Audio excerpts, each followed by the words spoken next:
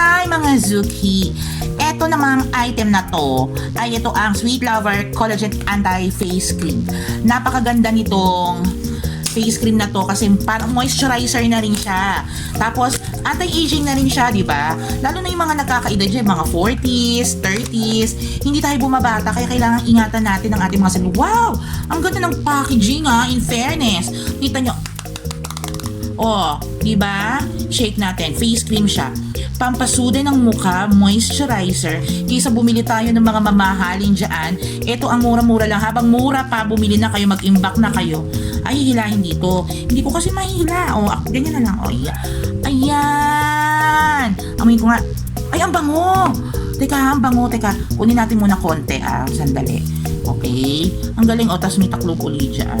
Okay, apply natin dito. Kulbari, ito yung mukha ko, ha?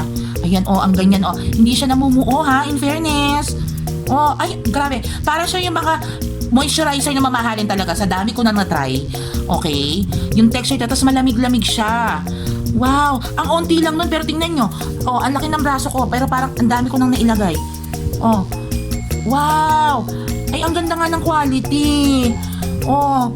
Ang lambot. Tapos, ay, ang bango niya, mga Zuki, ang bango. In fairness. Kaya pala trending to, ang daming baliw na baliw dito. Sabi ko, try nga din. Kasi kaysa naman bumili ako ng mga mamahaling moisturizing. At least ito, anti-aging na. Tapos, nakakaano daw to sa mga melasma, yung may mga itim-itim sa mukha. Yung akala nyo, peklat na ang tagal-tagal na. Ito lang daw ang i-apply.